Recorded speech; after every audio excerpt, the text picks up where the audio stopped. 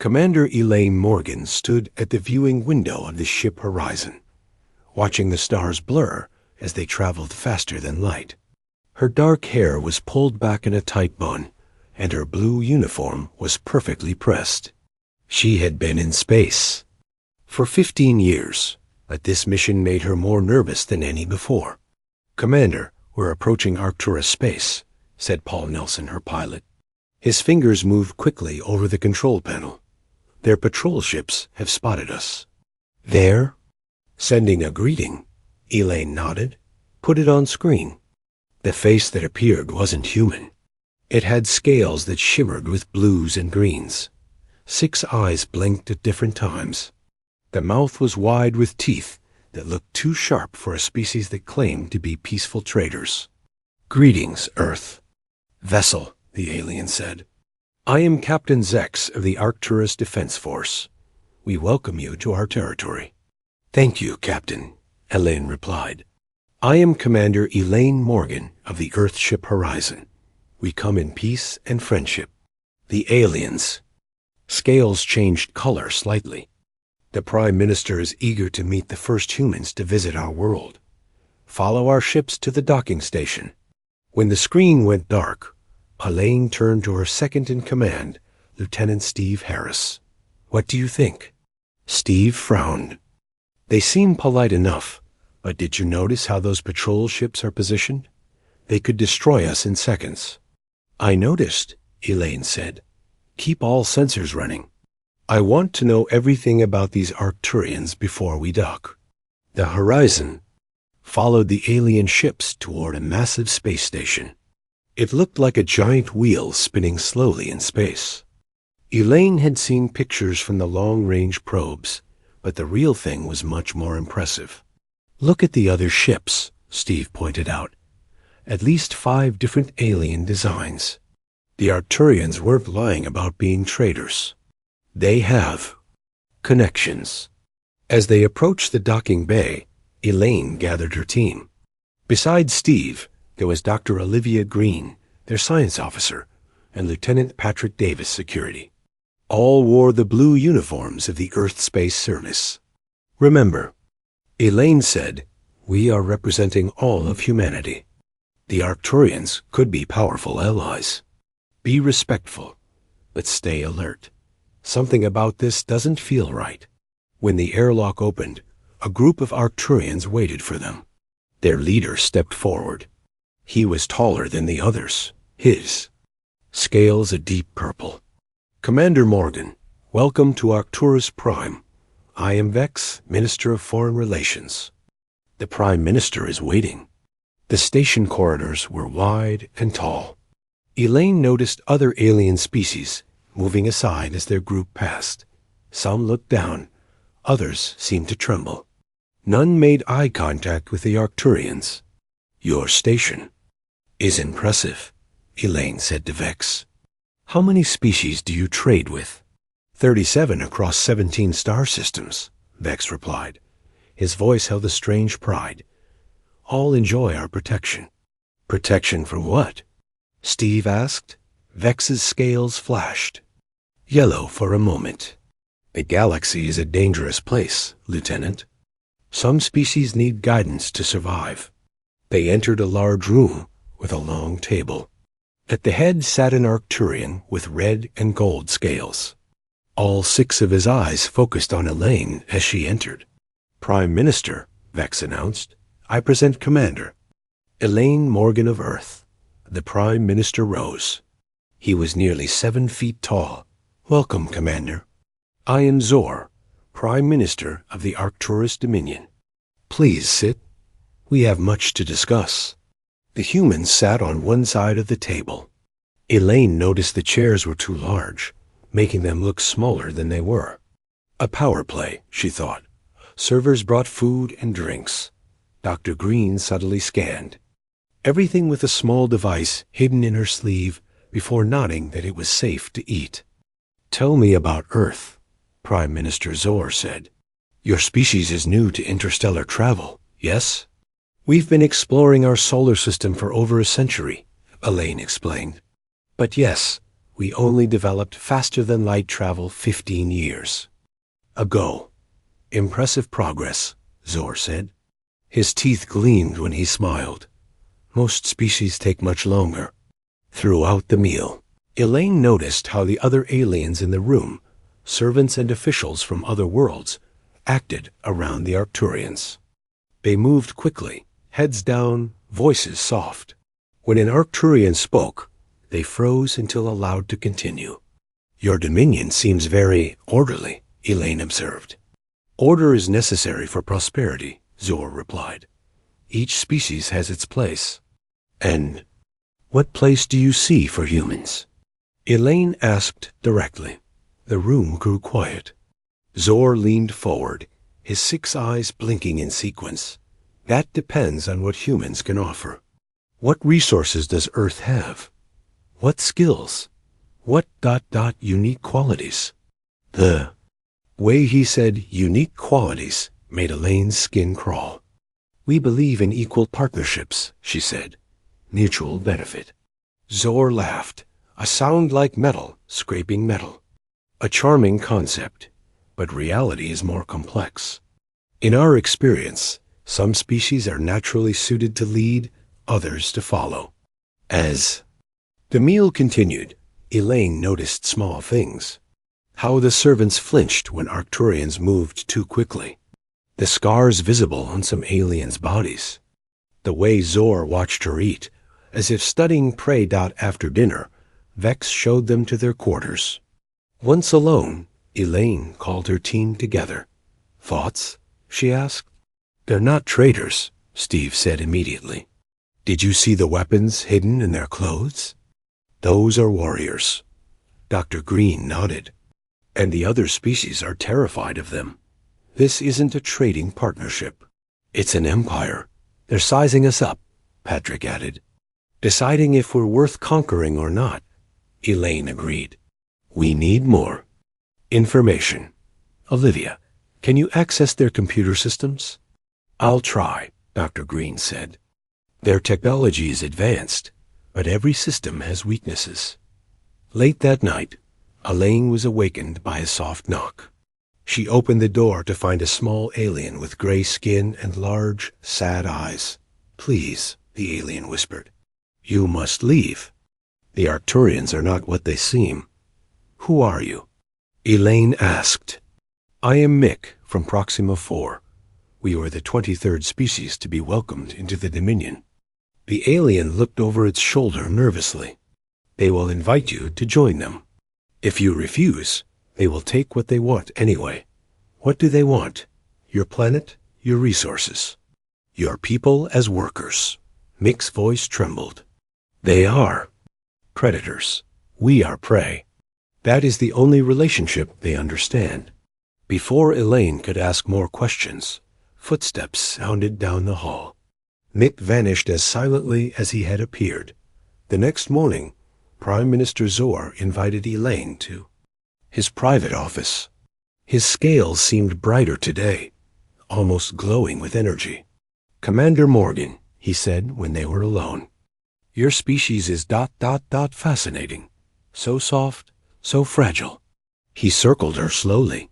We've never encountered prey that could speak before. Elaine kept her face neutral. I believe your translator is malfunctioning, Prime Minister. Zor laughed. No. Malfunction. Merely honesty between future partners. He stopped in front of her. Humans would make excellent protected servants. We offer technology beyond your dreams in exchange for Earth's resources and workforce. Now Elaine understood. The Arcturus weren't peaceful traders.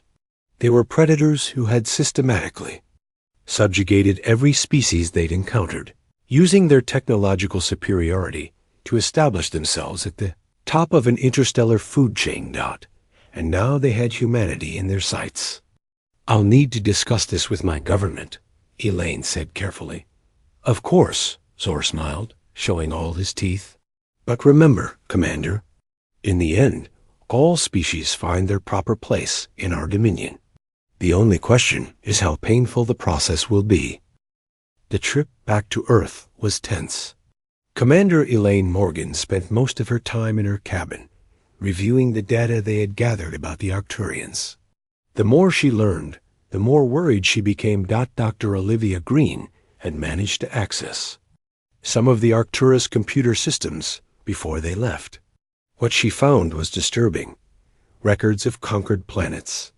Lists of servant species with their strengths and weaknesses. Breeding programs to make some aliens more useful. Training methods that looked like torture. "We need to warn Earth," Steve said during their daily meeting. "The Arcturians gave us 1 month to respond to their offer. They're expecting us to say yes. And if we say no?" Patrick asked, cleaning his gun even though regulations forbid weapons in meetings. "They'll come anyway," Elaine said. "They've never been refused before." When the Horizon reached Earth orbit, the United Nations Security Council was waiting. Elaine and her team were taken directly to New York for an emergency meeting. The large meeting room was filled with leaders from around the world. Some looked angry, others looked scared. All wanted answers. "Commander Morgan," said President Laura Wilson of the United States, "your report is alarming. Are you certain about these Arcturians?" Elaine stood tall. "Yes, Madam President. They're predators who have conquered 37 species across 17 star systems. Now they want Earth." Dr. Green presented the data they had stolen. Images of alien worlds stripped of resources. Videos of different species working in mines and factories while Arcturians watched with weapons ready. "They gave us 1 month to accept their offer of protection," Elaine explained. "If we refuse, they'll attack. Their technology is far beyond ours." The room erupted in angry voices and fearful questions. Some leaders wanted to surrender better, to be alive as servants than dead in a war they couldn't win. Others pushed for isolation, hiding behind the solar system's borders and hoping the Arcturians would leave them alone. "Neither option will work," said a quiet voice from the back of the room. Everyone turned to see a thin man with glasses walking toward the front. He carried a tablet computer and looked like he hadn't slept in days. "Who are you?" asked the Chinese representative.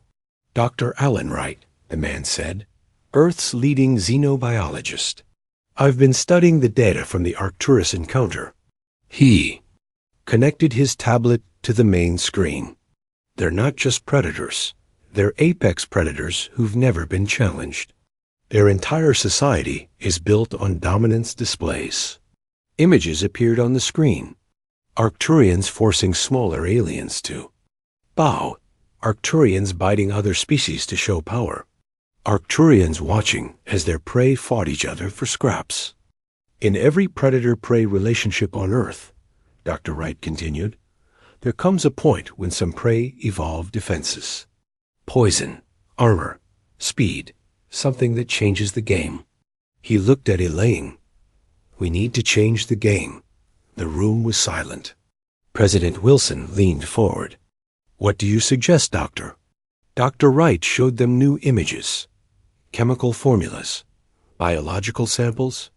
The Arcturians evolved on a planet with very little iron. Their bodies can't process it. To them, human blood would be toxic. Now, Elaine understood. She stood up, her mind racing with possibilities. "Then let's give them a dominance display they'll never forget." A plan was created over the next 2 weeks. It was dangerous, perhaps suicidal, but it might save Earth from becoming just another conquered world in the Arcturus Dominion. Elaine would return to Arcturus Prime, not with surrender documents, but with a challenge. Humanity would not be prey, and she would prove it in the most dramatic way possible. "The risk is too great," Steve argued when she told her crew. "Let someone else go." "It has to be me," Elaine said. "I've met the Prime Minister. He respects me in his way. He'll listen." "If this goes wrong, you'll die," Patrick warned. Elaine nodded. "If this goes wrong, we all die. Earth becomes just another servant planet." Dr. Wright spent days in his lab, working with the best scientists from around the world. They studied the Arcturian biology from the samples Dr. Green had collected. They tested and retested their weapon. "It's ready," Dr. Wright finally announced. He held up a small case with a single syringe inside, a modified version of rabies. "In humans, it will create a temporary fever and make your blood more toxic to Arcturians. In them, it will affect their nervous system. Not kill them, but make them ... docile. Like they've done to so many others," Elaine said, taking the case. The night before she left, Elaine visited her parents' home in Ohio. The small farm looked the same as always. Horses in the field, corn growing tall. Her mother cried when she explained her mission. "Why does it have to be you?" her father asked, his voice breaking. "Because I've seen what they do to worlds that surrender," Elaine said. "I won't let that happen to Earth." They sat on the porch, watching the sunset, talking about happy memories instead of the dangerous future. When Elaine left the next morning, she carried her mother's locket with a family picture inside, something to remind her what she was fighting for. The Horizon left Earth with a small crew. Only Elaine, Dr. Wright, and Lieutenant Kevin Barnes, a young officer who volunteered when he heard the mission. The ship was unarmed, carrying only the special weapon and a message for the Arcturians. "Do you think it will work?" Kevin asked as they approached Arcturus space. "It has to," Elaine said. "We're not just fighting for Earth. We're fighting for all the species they've enslaved." Dr. Wright checked the syringe one last time. "The science is sound. Their biology can't handle human blood with this modification. But getting the Prime Minister to bite you, that's the real challenge." "He'll bite," Elaine said with certainty. "His pride won't let him refuse a challenge in front of the other species. That's the weakness of all bullies. They can't back down without losing face." When they reached Arcturus Prime, the same patrol ships met them. This time, Captain Zex seemed surprised to see them return so quickly.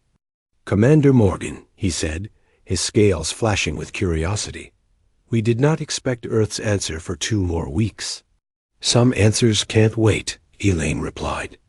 "The Prime Minister will want to hear this personally." As their ship docked, Elaine looked at her small team.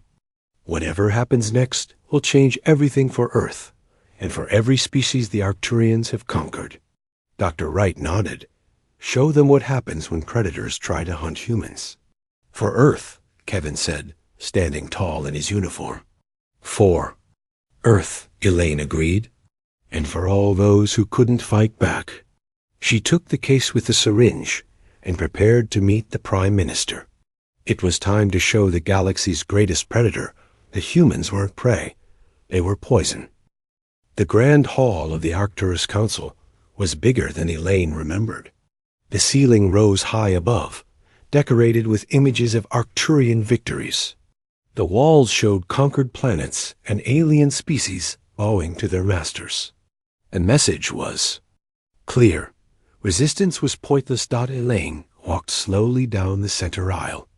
Behind her, Lieutenant Kevin Barnes carried the small case. Their footsteps echoed in the sudden silence. Dozens of alien representatives watched from seats along the sides. Some looked curious. Most looked afraid. At the far end, Prime Minister Zor sat on an elevated platform. His red and gold scales seemed to glow under the bright lights. All 6 of his eyes focused on Elaine. "Commander Morgan," he said, his voice carrying through the hall, "you return earlier than expected. Does Earth accept our generous offer of protection?" Elaine stopped in the center of the room. She wore her formal blue uniform with all her medals. She wanted to look official. This was not just her speaking. This was all of humanity. "We've considered your proposal," Elaine announced. Her voice was steady and strong. "Humanity declines." Murmurs spread through the watching aliens. The Arcturian officials exchanged glances. No species had ever refused them before. Zor's scales changed color, flashing with anger, but his voice remained calm. Perhaps you misunderstood our offer. We provide technology and protection. In return, we ask only for reasonable resources and cooperation. We understood perfectly, Elaine replied. You want Earth's resources and its people as servants, as prey. Now Zor stood. He was nearly 7 feet tall, towering over Elaine. Then you understand this means war. We have conquered 37 species across 17 star systems. Your extinction is merely a formality. Perhaps, Elaine said. But before you commit to that course, I suggest a demonstration. She nodded to Kevin, who opened the case and removed the syringe. Without hesitation, Elaine rolled up her sleeve. What is this ritual? Zor asked, his 6 eyes blinking in confusion. Kevin handed Elaine the syringe. The needle gleamed under the lights. Every alien in the room watched as she injected herself with the modified virus.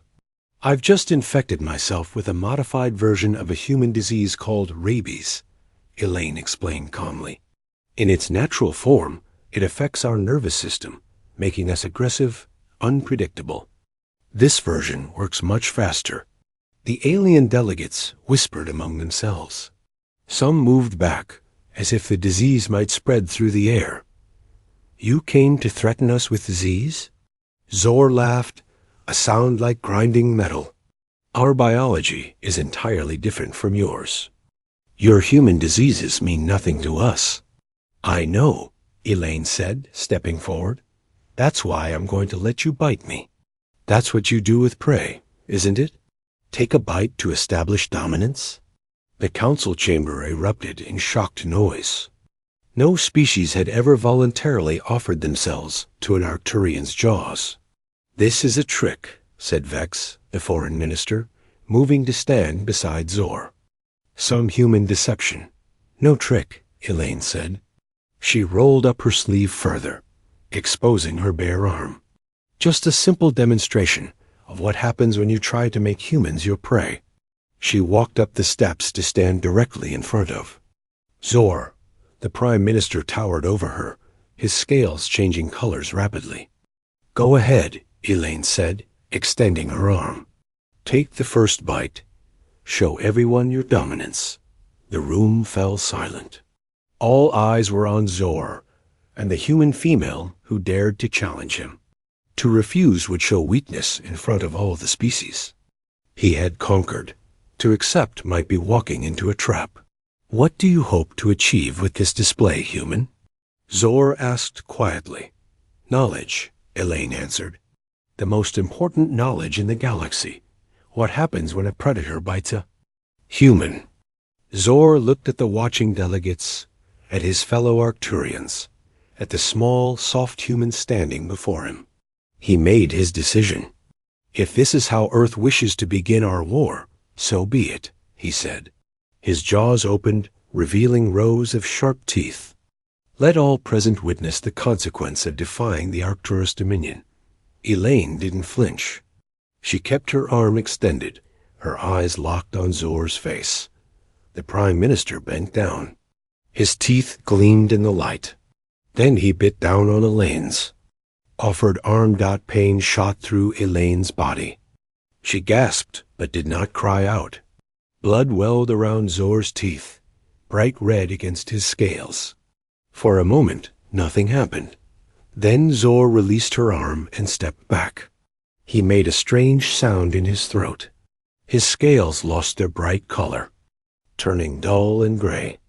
What have you done? He gasped, staggering from the entrance of the hall. Dr. Wright spoke. He had been waiting for this moment. Human blood contains iron, he announced, his voice carrying to every corner of the room. Your species evolved on a planet without significant iron deposits. To you, it's a deadly neurotoxin. Zor fell to his knees. His body trembled. This is impossible. We studied your biology. Your blood should not ... affect us this way. The modified rabies virus I'm carrying accelerates iron absorption into your tissues. Elaine explained, pressing a bandage to her wounded arm. The effect is much stronger than normal human blood would be. The other Arcturians rushed forward to help their leader, but stopped when they saw what was happening. Zor's eyes were changing. The fierce predator look was fading, replaced by something softer, confused. He'll live, Elaine announced to the horrified council, but he'll never be the same. His neural pathways are being rewritten. In about an hour, he'll be as docile as the protected servants you've collected. She turned to address the representatives of the subjugated species. This is what happens when you bite a human. We're not prey, we're poison. The effect on the room was immediate. The conquered species looked at their Arcturian masters with new eyes. The predators suddenly seemed less dangerous. You cannot do this, Vex protested, backing away from Elaine. This is ... this is an act of war. No, Elaine said firmly. This is self-defense, and a warning. Earth will not be conquered. Humans will not be prey. She nodded to the small aliens she had met during her first visit, Mick from Proxima 4, who sat among the delegates. No species should be prey. The time of the Arcturus Dominion is ending. Vex turned to the Arcturian guards. Arrest them. Kill them. But the guards hesitated. They had just watched their Prime Minister fall to a simple bite. What would happen if they touched these humans? Kevin stepped forward, opening his jacket to reveal more syringes. Every human on our ship is carrying the same modified virus. Any Arcturian who bites us will end up like your Prime Minister. Are you willing to take that risk? The guards lowered their weapons. Fear had replaced their usual confidence. On the floor, Zor moaned softly. His eyes were now unfocused, his movements slow. The most powerful being in 17 star systems had been reduced to a confused, harmless creature by a single human bite. What have you done to me? He whispered. Elaine knelt beside him. I showed you what follows when a predator bites a human. Remember this lesson, Zor. Remember what happens when you hunt a species that can hunt back. She stood and addressed the council again. Earth is sending ships to every planet in the Arcturus Dominion. We bring the cure for iron poisoning and freedom for all species. The time of predators is over. Around the room, the subjugated aliens began to stand. Hope showed on faces that had known only fear for generations. The galaxy was about to change. News spread quickly through the Arcturus Dominion. On planet after planet, the story was told. A human female had allowed the Prime Minister to bite her, and the mighty predator had fallen. The Arcturians were not invincible, after all. Within days, rebellions broke out across Arcturian space. Species that had been enslaved for generations suddenly found courage they had forgotten they possessed. The predators were vulnerable. A prey was rising up. Elaine watched the reports come. And from the medical bay of the horizon, her arm was bandaged where Zor had bitten her. The wound was painful, but healing well. Dr. Wright checked it twice daily for infection. You took a huge risk, he said as he changed the bandage. His bite could have caused serious damage. It was worth it, Elaine replied. Look at what's happening. On the screen above her bed, images showed alien workers walking away from mines and factories.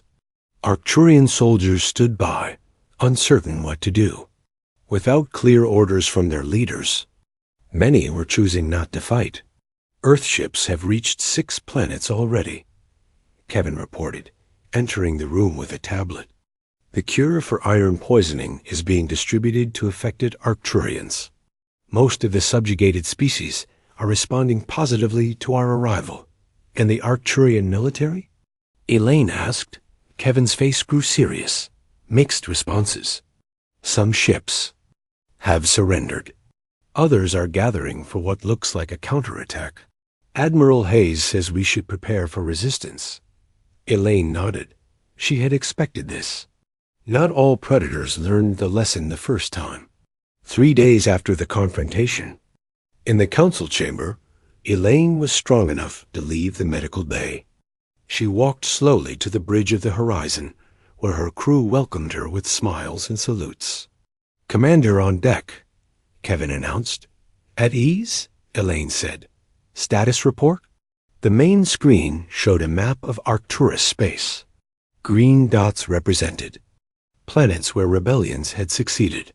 Yellow showed ongoing conflicts. Red marked places where Arcturian forces still held control. 17 planets have declared independence, Kevin explained. 8 more are fighting. But we have a problem. He zoomed in on a sector near the center of Arcturian territory. A large group of red dots was moving together. The Arcturian High Fleet, 23 warships under the command of Admiral Kex, Zor's brother. They're heading for the Proxima system. "Mick's homeworld," Elaine said quietly. The small alien who had warned her during her first visit was from Proxima 4. They're going to make an example of them. "We can't stop 23 warships," said Paul from his pilot's station. "We have only 15 Earth vessels in this sector, and they're not as heavily armed." Elaine studied the map. Her mind raced through options, strategies, possibilities. Then she smiled. "We don't need to stop them with weapons. We just need to show them the same lesson we taught Zor." She turned to Dr. Wright. "How many doses of the modified rabies virus do we have?" "About 500, he answered. "Why? And how many volunteers would we need to make a point?" Dr. Wright understood immediately. 1 human for each ship should be enough. "But Elaine, you can't ask people to let themselves be bitten by Arcturians. The risk is too great." "I won't ask anyone to do what I'm not willing to do myself," Elaine said. She touched her bandaged arm. "And I've already done it once." Kevin stepped forward. "I volunteer." One by one, other crew members joined him. Within an hour, 23.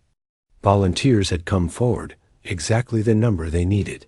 The plan was simple but dangerous. Each volunteer would inject themselves with the modified virus. Then they would allow themselves to be captured by an Arcturian warship. When the inevitable happened and an Arcturian bit them to show dominance, the effect would be the same as with Zor. "It's insane," Dr. Wright protested. "We can't predict how different Arcturians will react. Some might kill our people before the virus takes effect." "We'll go in pairs," Elaine decided. 2 humans per ship. That doubles our chances of success. As the volunteers prepared, a message arrived from Earth. President Wilson's face appeared on the main screen. "Commander Morgan," she said, "your actions have started a revolution. The United Nations Security Council has voted to support the liberation of all species in the Arcturus Dominion. More ships are on the way." "Thank you, Madam President," Elaine replied, "but we need them here quickly. The Arcturian High Fleet is preparing to attack Proxima IV in retaliation." "You have authority to act as needed," President Wilson said. "Earth stands with you." The volunteer teams left in small, fast ships. Each carried the virus, recording devices, and courage. Elaine led one team, targeting Admiral Kex's flagship. Despite protests from her crew, she insisted on going. "The Admiral needs to see me," she explained. "He needs to know this comes from the same human who challenged his brother." Their small ship approached the massive Arcturian vessel. It was 5 times larger than the horizon, covered in weapons and armor. "They're hailing us," said Kevin, who had refused to let Elaine go without him. "Put them through," Elaine ordered. The face that appeared on their screen looked much like Zor, but with blue and black scales instead of red and gold. Admiral Kex had the same predator eyes, the same sharp teeth. "Commander Morgan," he said, "I've been hoping to meet you. You've caused quite a problem for my family. The problem was already there, Admiral, Elaine replied calmly. Your brother tried to make prey of a species that wasn't meant to be hunted. Kex's scales rippled with anger. And now you think you can stop my fleet with your tiny ship. Even humans can't be that foolish. I'm not here to fight. I'm here to offer you a choice. What choice? The same one I gave your brother. Learn to live peacefully with other species, or learn what happens when you bite a human. Kex laughed. My brother was weak. I am not. Your ship is being pulled into our docking bay. I look forward to showing you the difference between us. The communication ended. Their small vessel shuddered as the tractor beam took hold, pulling them toward the massive warship. He's going to try to make an example of us, Kevin said. Elaine nodded, rolling up her sleeve. That's exactly what we want. She prepared the syringe with the modified virus.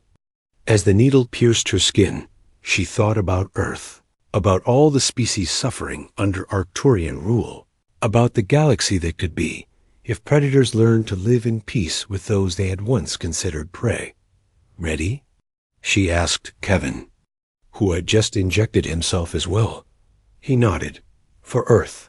For all of us, Elaine said, as their ship was swallowed by the Arcturian docking bay. Admiral Kex was waiting for them, surrounded by armed guards. His teeth gleamed in the harsh light. Welcome. Aboard, Commander Morgan, he said. Let me show you how real Arcturians deal with troublesome prey. 6 months had passed since the day Admiral Kex bid Elaine Morgan on the bridge of his flagship. 6 months of rapid change across 17 star systems. 6 months that had forever altered the balance of power in this corner of the galaxy. Elaine stood on the observation deck of the horizon, watching shuttles dock at the newly established Galactic Concordat station. The large space station orbited a neutral planet at the edge of what had once been Arcturian space. Today, representatives from 23 species were arriving for the first true cooperative summit. Nervous? Asked Kevin, now promoted to commander. After his bravery during the confrontation with Kex, the scars on his arm matched Elaine's badges of courage that told a story without words. A little, Elaine admitted. We've come so far, so fast. Part of me keeps waiting for something to go wrong. Kevin smiled. Look at them, he said, gesturing to the view screen where former prey species now moved as equals. For thousands of years, they lived in fear. Now they're building something new. The screen showed aliens of all shapes and sizes moving through the station. Some were tall and thin, others short and round. Some had scales, others fur, and some looked almost human. But all moved with a new confidence, a freedom that had been denied to them for generations. I keep thinking about Admiral Kex, Elaine said quietly. How quickly he changed after he bit me. The memory was still vivid. Kex had dragged her to the bridge of his ship, planning to make an example of her in front of his crew. His teeth had sunk into her arm, deeper than Zor's bite had been. The pain was worse, too. But the effect on Kex had been even more dramatic. Within minutes, the fierce admiral had collapsed, his scales turning gray. The predator light in his eyes had faded, replaced by confusion, and then, surprisingly, calm. When he spoke again, his voice had lost its harsh edge. What have we been doing? He had asked, looking around at his crew, at the weapons that surrounded them. So much pain, for what purpose? That question had started a revolution within the Arcturian military itself. As ship after ship reported similar incidents, humans allowing themselves to be bitten, Arcturians transformed by the experience, the war machine had simply stopped. Not through defeat, but through change. Captain Carson's ship is arriving, Kevin said, interrupting Elaine's thoughts. On the screen, an Earth vessel docked alongside alien ships. Let's go meet them, Elaine said. The ceremony starts in an hour. They walked through the corridors of the horizon toward the docking bay. Crew members stopped to salute as Elaine passed. Many had pictures of her on their walls now. The woman who changed the galaxy with a single bite. Dr. Wright was waiting at the airlock, carrying a small case. The latest version of the treatment, he explained. Much gentler than our first attempt.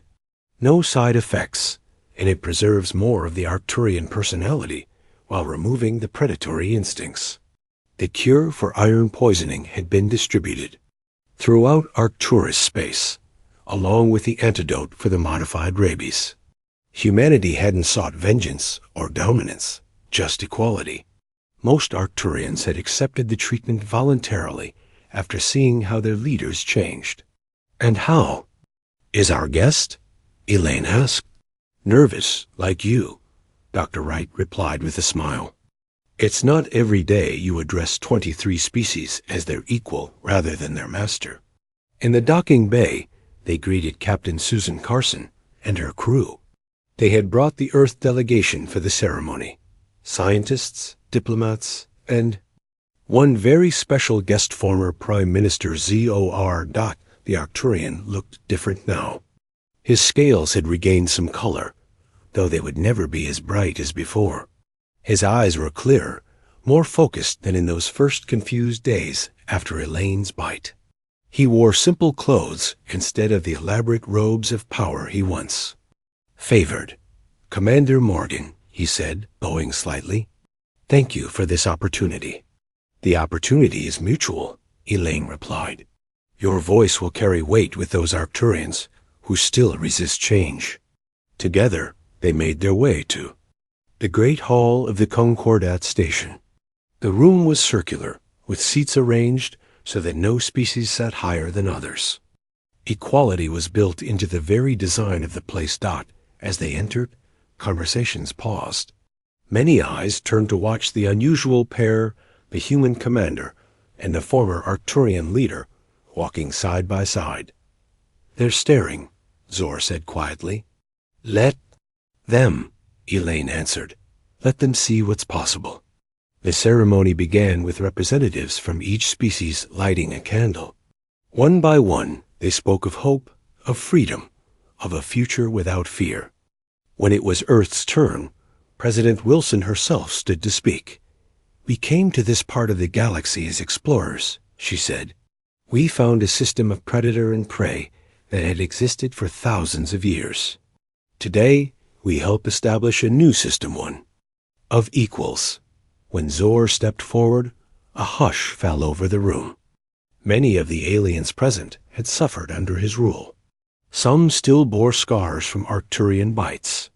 I cannot undo the pain my species has caused, he began, his voice steady. For generations, we believed our strength gave us the right to rule. We were wrong. He looked around the room, meeting the eyes of those he had once considered beneath him. Today, I offer not an excuse, but a promise. Arcturians will learn a new way. We will use our strength to build rather than dominate. After the speeches came the signing of the Concordat, an agreement of peace and cooperation between all 23 species. Each representative signed their name, marking the birth of something new in the galaxy. Later, at the reception, Elaine found a quiet corner to watch the mingling of species that had once been divided by fear. Arcturians spoke with former prey species. Humans shared food and drink with aliens they had never met before. Old enemies became cautious new friends. Was it worth it? Kevin asked, joining her with 2 glasses of sparkling wine. The scars on Elaine's arm were still visible beneath her dress uniform sleeve, a permanent reminder of her gamble. Look at them, she said, echoing his words from earlier. For thousands of years, they had lived in fear. Now they were building something new. Mik, a small alien who had first warned Elaine about the Arcturians, approached with a delegation from Proxima 4.